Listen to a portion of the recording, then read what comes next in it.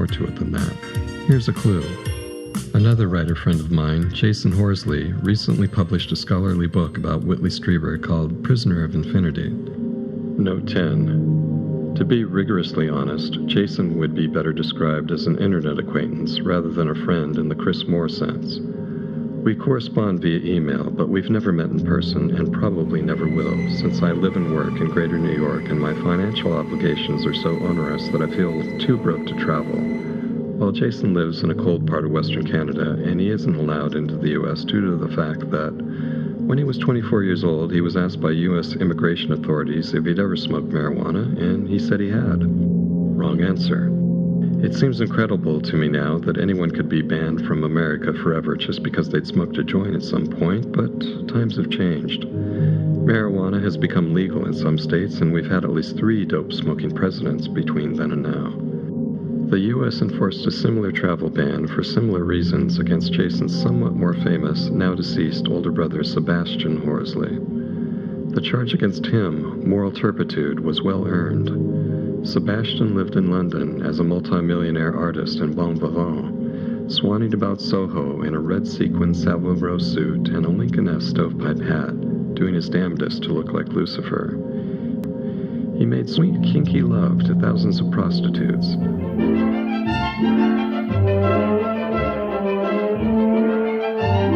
Hello, I'm Sebastian Horsley. Welcome to Sebastian Horsley's Guide to Whoring.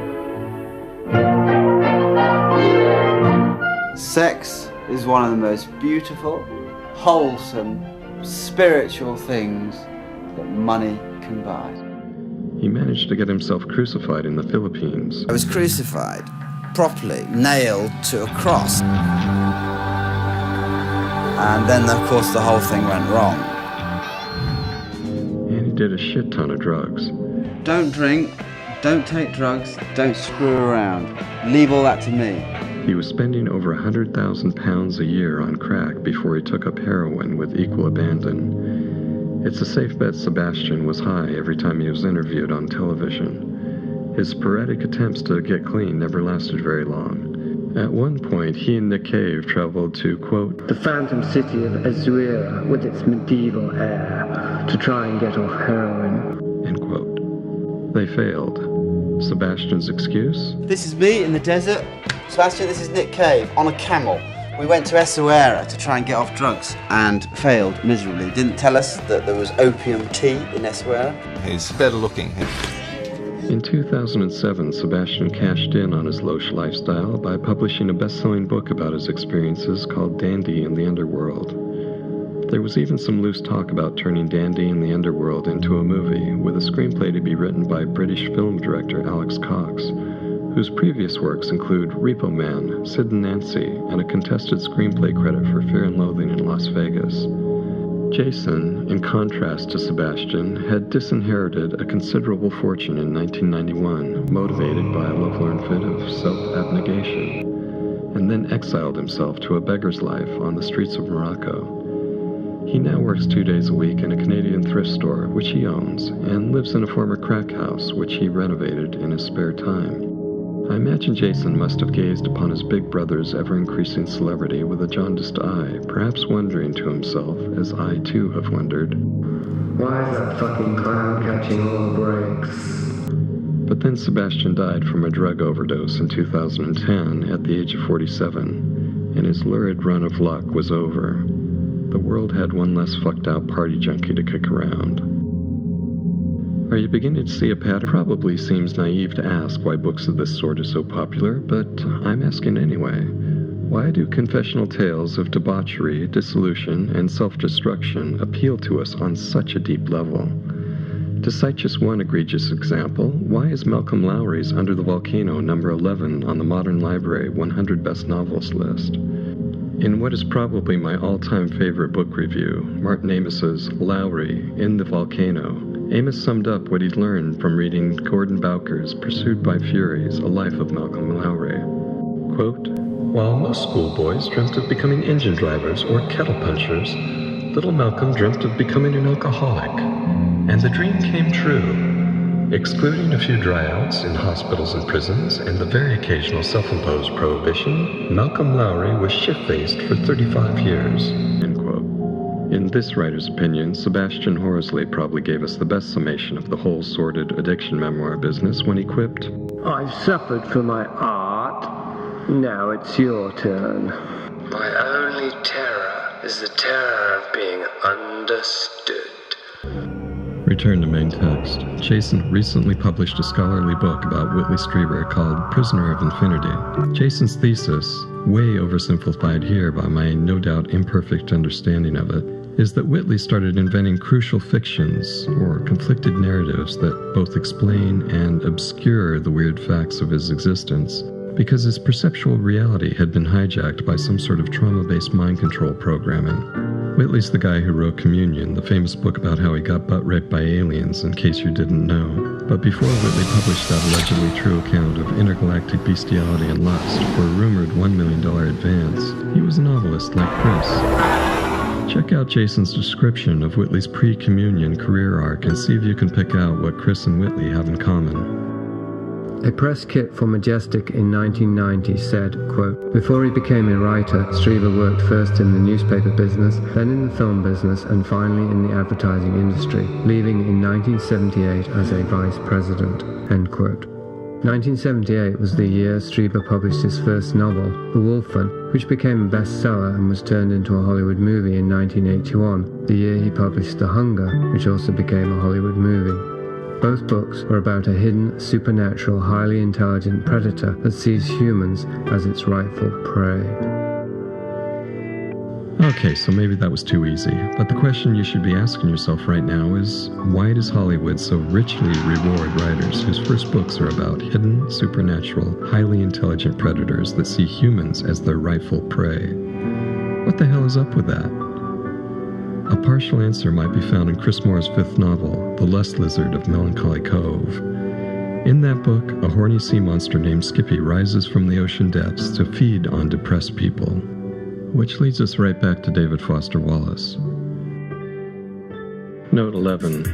There's more to the Lust Lizard story, of course. After I parted ways with a slumming Hollywood socialite, but before I moved from Cambria to Seattle and hooked up with the radio DJ, I spent a few tumultuous years living with a beautiful but hopelessly alcoholic former lingerie model and aspiring lady shaman, who, for the sake of discretion, I'll only refer to by her initials, MM. MM was quite frank, almost cheery, about her long history of substance abuse.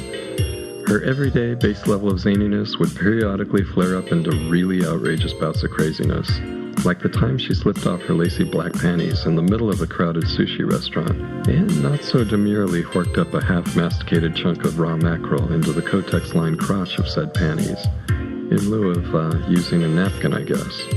Or the time she got high on ayahuasca, hoping for a really fun shamanic journey, and instead frothily shit the bed.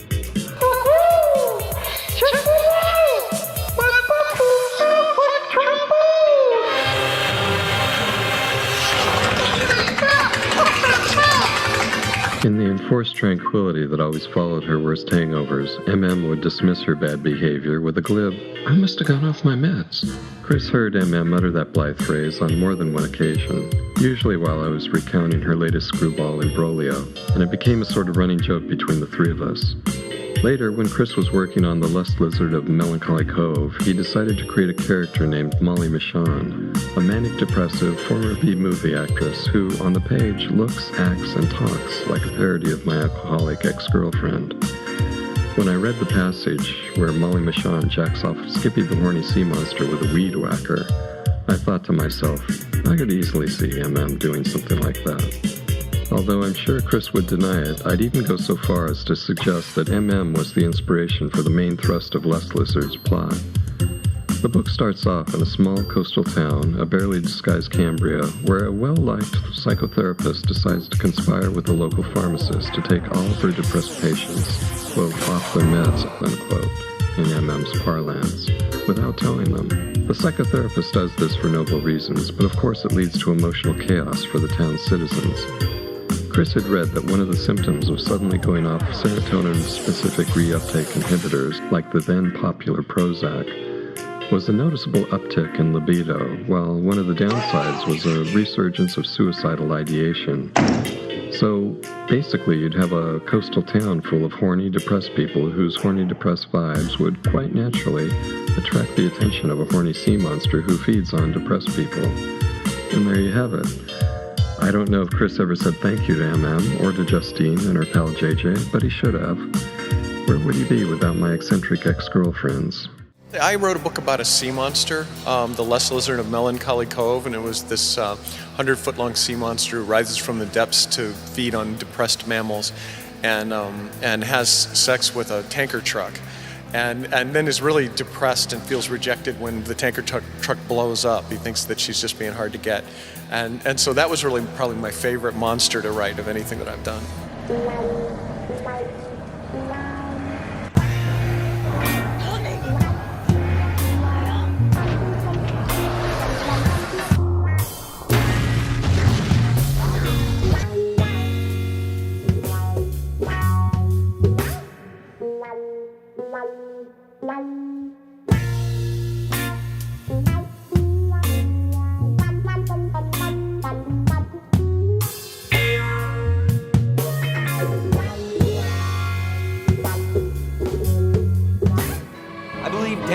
May very well have been the Antichrist. I believe Hobbes is just Rousseau in a dark mirror. I could interface you guys right under the table. I am not a cretus. Manufactured, created, bred for a function.